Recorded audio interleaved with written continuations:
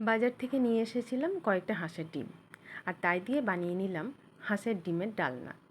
প্রথমে ডুমো করে আলু কেটে ভেজে নিলাম। অন্যদিকে একটা মশলা বানিয়ে নিলাম। আদা, রসুন, পেঁয়াজ, কাঁচা লঙ্কা, টমেটো দিয়ে ভালো করে পেস্ট করে ওর মধ্যে হলুদ গুঁড়ো, জিরে গুঁড়ো, ধনে গুঁড়ো, কাশ্মীরি লঙ্কা গুঁড়ো দিয়ে সামান্য জল দিয়ে মশলাটা বানিয়ে নিলাম।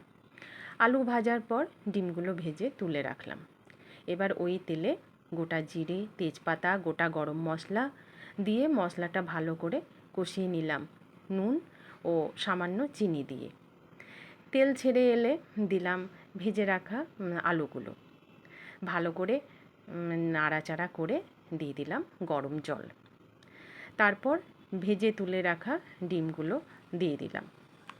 কিছুক্ষণ ফোটার পর আলু সেদ্ধ হয়ে এলে নামিয়ে নিয়ে ওপর থেকে সামান্য ঘি ছড়িয়ে দিলেই তৈরি টেস্টি হাঁসের ডিমের ডালনা। ভাত, রুটি, পরোটা সব কিছুর সাথে জাস্ট ফাটাফাটি। তোমরা অবশ্যই ঘরে ট্রাই করো।